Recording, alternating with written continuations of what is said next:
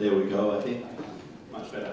Okay, well I hope you've had a great lunch, and I hope my presentation doesn't send you to sleep, because after a nice lunch, naturally that's what we want to do. I also am very integral part of the building design and the building function. And we need to not just always think about structural design. We need to think about the other elements that are incorporated in the structural design. So architects, engineers, structural engineers, all have to think about the other elements that are involved in a high-rise building.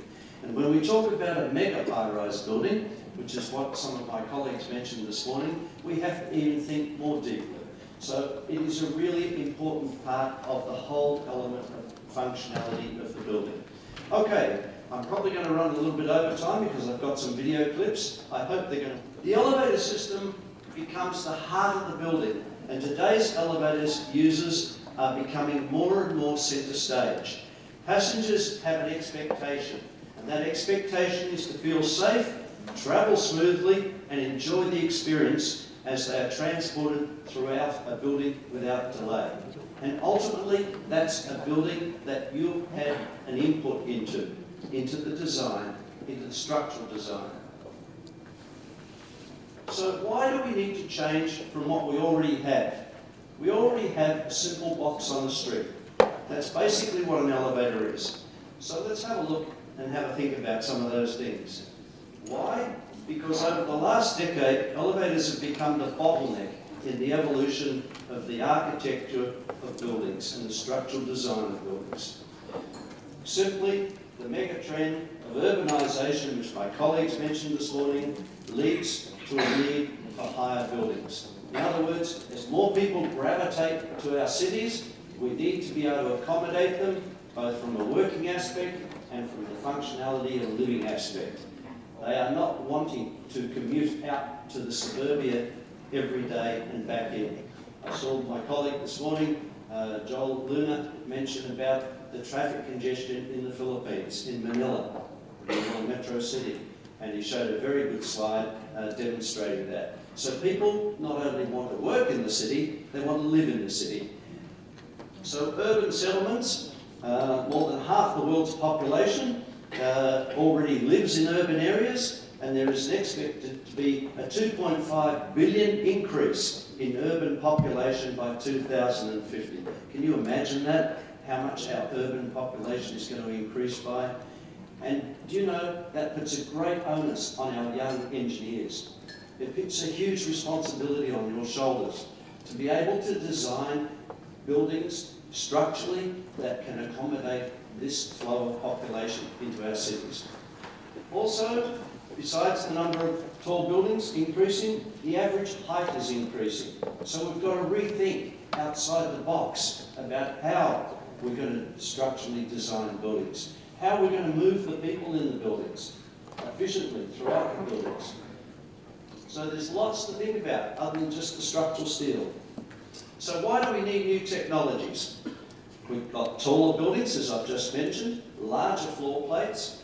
We need efficient access and egress. We're going to have a higher population density. We have a live and work environment as opposed to just a work and then commute. And we obviously need faster transportation connectivity within that building. So going back and taking a quick look backwards at history, we used to use conventional shafts, single shaft up to 20 floors, a couple of shafts for 40 floors, and then staggered shafts for 60 floors, and beyond we'd use transfer floors and step up the elevator shafts. I'm going through this very, very quickly because they've given me 20 minutes and I'm going to try and squeeze 30. So what happens in many buildings today, the problem is the core size is increasing as the building height. And basically, the elevator core in your nice structural building is swallowing up the interior of the building. So the elevator footprint at the entrance level is increasing with the building height.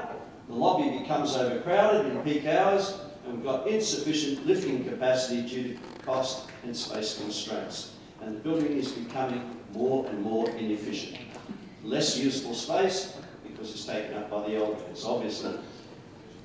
And if you don't believe me, here are some photographs that I've taken myself at 8 a.m., 8:30 a.m. at peak hour in the morning in some of the best buildings in the world. Some of these buildings are in China, some of them are in Hong Kong. If you look at the one just across here, this is 8:15 in the morning out of a major building in Times Square, one of the highest rent areas in Hong Kong. And these people are not queuing in the street to catch a bus or wait for a taxi. They're queuing in the street to get into the building to catch an elevator to go up to their office. And it is an approximate 20-minute wait. Rain, hail or shine, they have to queue out on the footpath. So we're already facing these issues, and they're going to be more complicated as we develop more needs inside the lobby of buildings, such as security gates, for example. These processes are going to slow everything down. So, getting down to the meat of what we're here to talk about today, what are the new technology solutions that we can bring to the table that you can introduce into structural design, into architectural design, that is going to make a difference in the future? The first one is, and you may be familiar with this, is destination selection control type systems. You'll see them at G-Land, or G-Tower I should say, and I'm sure there's other buildings in Bangkok that have them. And this is the situation where you have a keypad system. So the destination selection control is far more advanced than just the normal push button system that goes up or down. And it has the ability to group like passengers to like destinations. And based on the passenger's floor selection, the system directs the passenger to the elevator cab that will get them to their destination the quickest. Okay, so if you walk into a building, the passenger enters the destination through the input keypads instead of just pushing the up or down button. The controller up in the lift machine room will then assign the passenger to take it to the quickest destination, to the car, and the elevator is indicated on the keypad screen. So you press the button, it says go to car A, and you'll walk down the lift hallway and line up in front of car A. So there's no need for command buttons in the car, which is quite unusual and disturbing for some people, but that's the way technology is moving. Okay, and as I said, I'm covering these very quickly. The next one is double-decker elevator systems. I don't know how familiar you are with these, but these are basically two cabs in the one shaft joined together like train carriages. So to optimise the core area in tall buildings, what we do is we put in a double car system, and therefore we reduce the construction volume and we reduce the amount of space required for elevator shafts. What's the benefit? The customer benefit is more floor space is available and more rental space occurs, or saleable space. So it gives a higher efficiency. Some of the things that you may require is a split level lobby. In other words, to load the upper car and load the lower car. This also assists in dispersing the pedestrian traffic at peak hours. So you can split the traffic flow into the lower level or the upper level.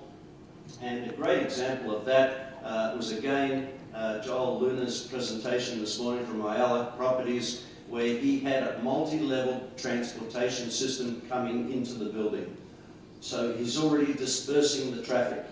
And this is part of your structural design, that you can have the train or the metro at one level, you can have the bus system at another, and you can have other forms of transport such as pedestrian or buses at a third level. And this all helps split the traffic flow in and out of the building. Okay, so what are the advantages of a double-decker system? The advantages are group arrangement, one on top of the other, cost saving. You can have preferred express shuffles to save time. You have higher efficiency during the up peak in the morning, 8:30 to 9:30 in the morning. And cars can stop at adjacent floors at the same time. But there's some disadvantages with this system as well. But because it was our next step in technology, that was where we moved to.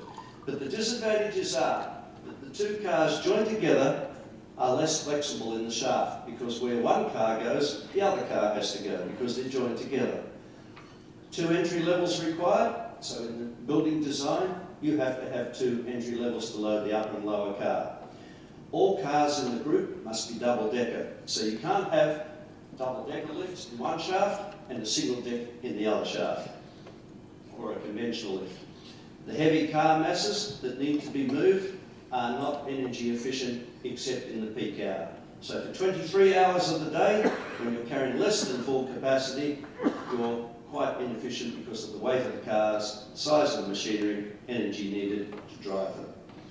But the big disadvantage, and I don't know whether you've experienced this or not, but the big disadvantage is the passenger experience. When the other car, when you're travelling up in a double-decker lift and the car above stops at the floor and you're in the lower car and the doors don't open, what happens? Fight or flight. That's what happens, because as soon as the doors don't open, you get scared. And no matter whether you work in that building or whether you just come to it for the first time, you cannot condition yourself to completely exonerate it. If I put a CCTV camera in there, watch your eyes, and you're a regular occupant of the building, I will still see it travel across your eyes as soon as those doors don't open. People don't like being trapped in a box. So it hasn't gained a lot of customer acceptance across the market. Also, longer travel times while you're waiting for the upper or lower car to load or unload. So there are some disadvantages with a double-decker system. So where did the industry go from there? The industry went to what we call the twin car elevator system, which also operates with the destination selection control, and this system was developed way back in 1907, but we didn't have the IT technology in those days to efficiently and safely manage the cars in the shaft. So only in later years or more recent times, with the investment of large sums of money, we've been able to develop the algorithms that can safely operate these cars and operate them efficiently as well. Okay, so let's see if the video goes. We have video but no sound.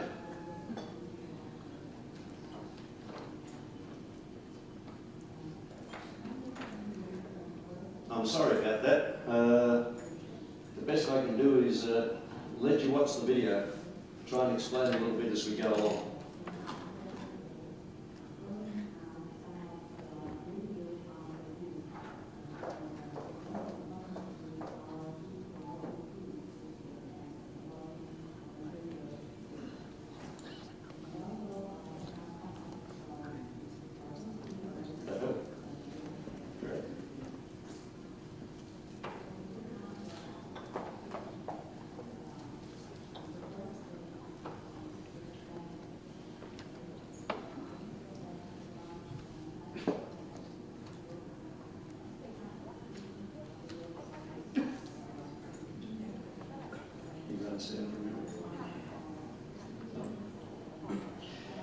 Well, it looks like we can have 3 video clips without much sound.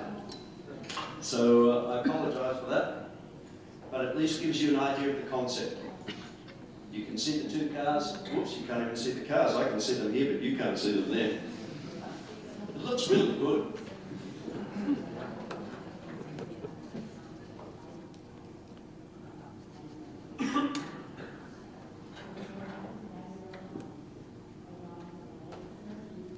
The system is basically called twin elevator.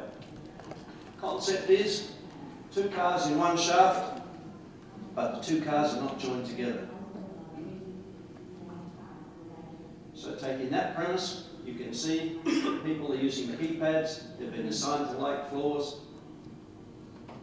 and it's the same as creating, in this case, 2 tram cars on the one track. You can see the upper car on the left, lower car.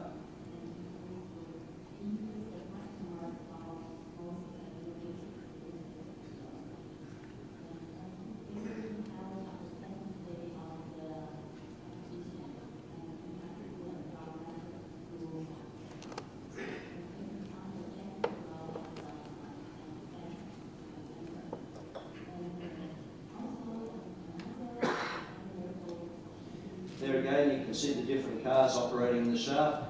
By the way, the cars are colour-coded. They've done that for maintenance and safety as well. So every time that we have 2 cars in the shaft, they are different colours on the base and all the major key components. See the same in the drive systems there.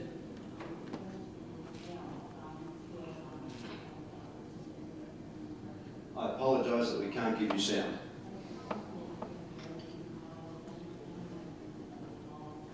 keypad in the centre there, somebody goes in, selects, cars assigned to them. Obviously there's car numbers above the hallway doors in the lift elevator hallway, such as A and B there.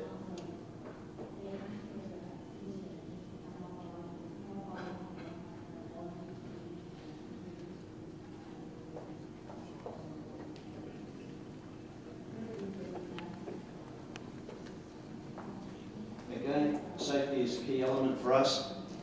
When you have two cars travelling in the one shaft and they're travelling at the top car at 7 metres a second and the bottom car at 5 metres a second, and they're travelling on occasions towards each other or away from each other, the speeds are quite high. When you calculate that out, if you've all got your Hewlett-Packard calculators here, you can calculate the forces of 4 or 5 metres a second and 7 metres a second coming towards each other. There's your exercise of the afternoon. You can imagine what would happen if they were to touch. So there's many safety devices in there as well to keep the cars separated.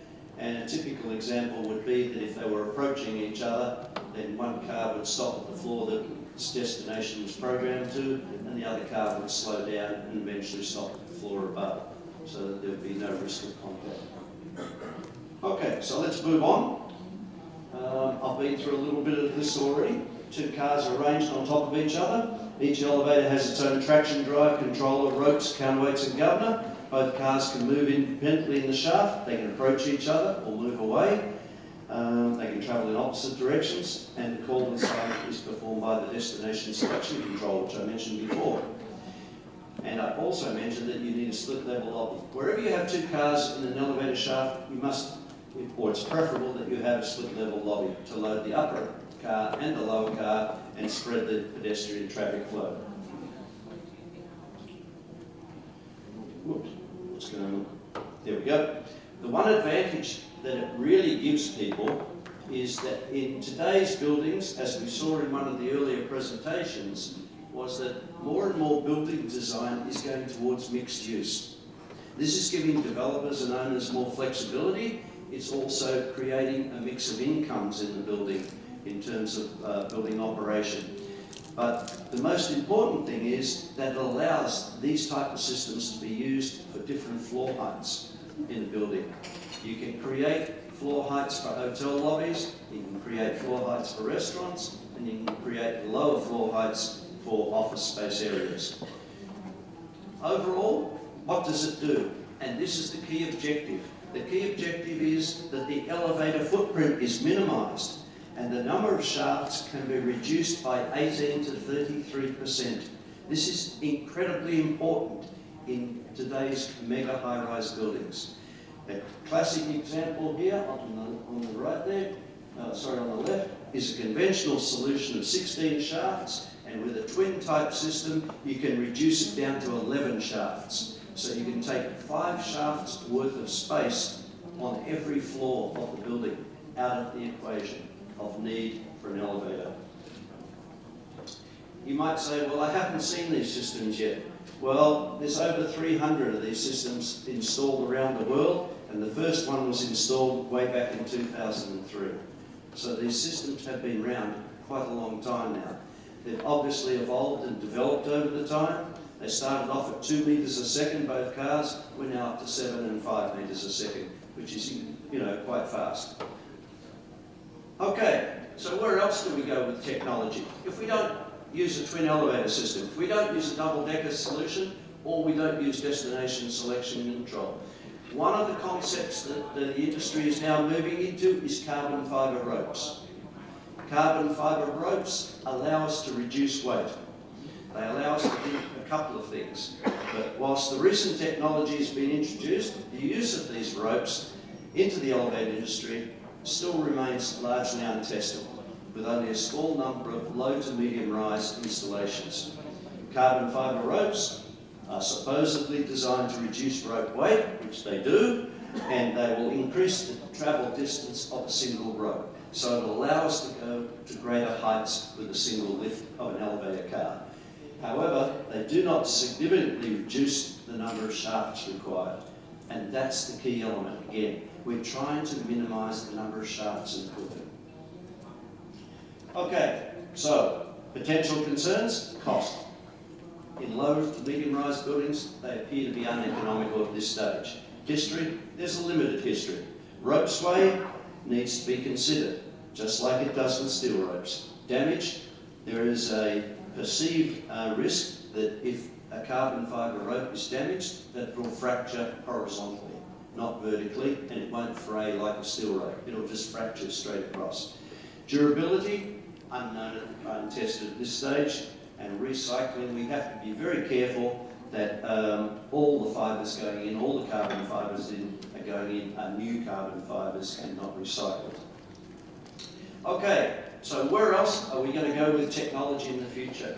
Where is the future lead us with elevator technology in structural architectural design? We will very shortly see coming to the market in the industry a game-changing technology. It's going to be game-changing for architects, and it's going to be challenging for you as engineers, because the multi-elevator system will be the world's first rope-free elevator system. And I know some of you understand it. I know that some of you are sitting there, well, how do you get an elevator up a shaft with no rope? We got some answers? Anyone know? Come on, don't be afraid. All right, we're going to play a video. Again, I don't think we're going to have any sound, but hold on, we've got a technician.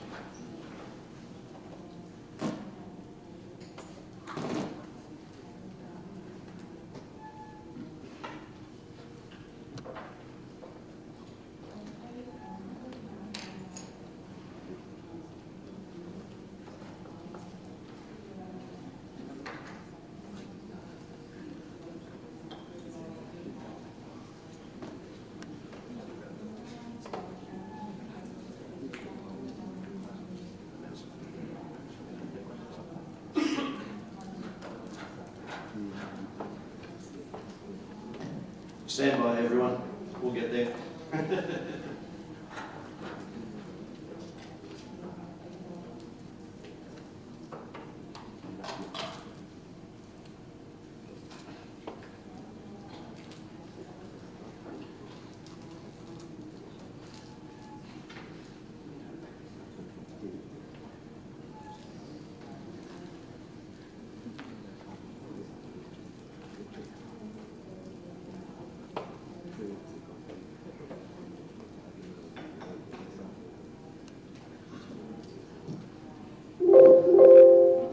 That sounds better.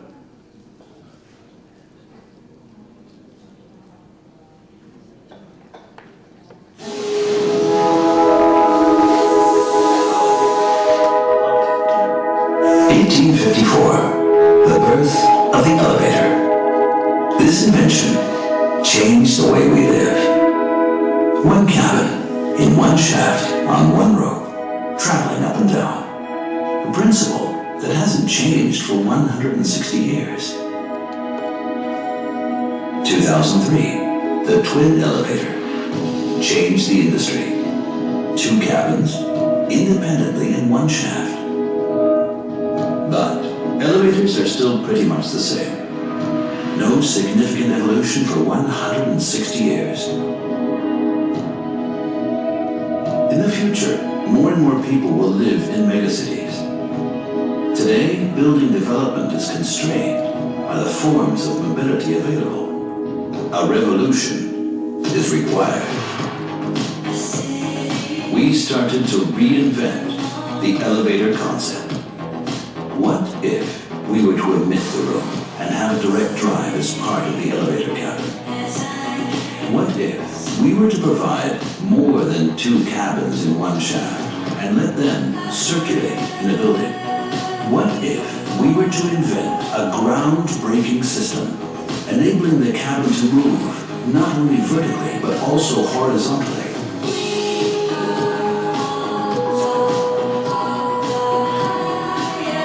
No more limits in height, shape, and mobility.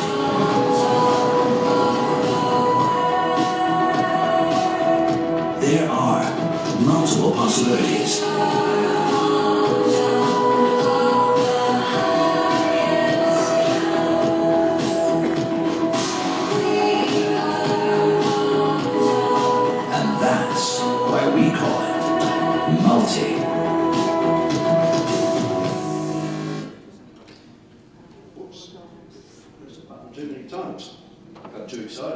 hearing sound. Okay, so let's go back a bit. 1, 2, there we are. Okay, so now do we have a little bit of an idea what multi is? Do we understand a little bit about what the technology is that drives it? But more importantly, does it get you thinking about how building design is going to change? It's going to change dramatically. It's unimaginable what we're going to be able to do in the future, structurally, architecturally, aesthetically.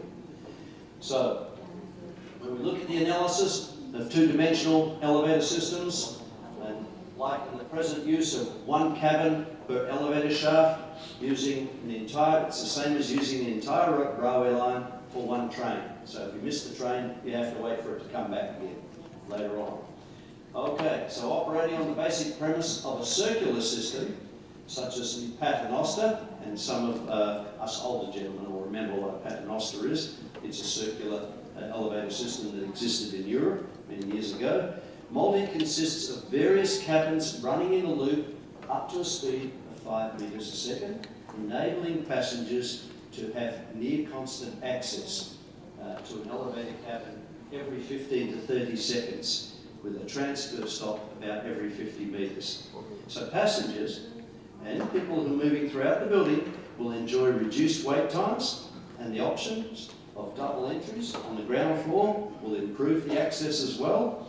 Although the ideal building height for multi will be around 300 metres, the system won't be constrained in the future by the shape or the height of the building. Okay. What are the benefits? The real benefits in this is that we can move vertically and horizontally in the building in the same shaft, and it'll allow the buildings to adopt different heights, different shapes, and different purposes. Building design will no longer be limited by the height or vertical alignment of elevator shafts, opening up possibilities for architects and engineers, as I said, that you have never imagined before. It'll increase a building's usable area by 25%. It'll reduce the elevator footprint by 50% and provide a more comfortable travel, movement and passenger experience. It also provides energy savings. A lot of the components in this type of technology are carbon fibre, and they will reduce the weight by 50%. Handling capacity will also be increased, and you won't have to wait as long as passengers. So this is where technology is going. What's driving it? Let's see if we can get this one going. Hold on a sec. I'll see if we can. I'll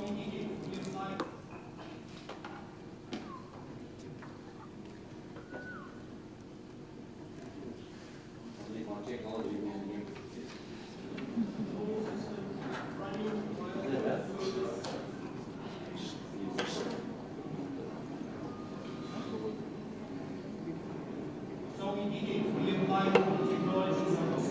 Okay, so let me talk this through because there's really no real strong soundtrack for this.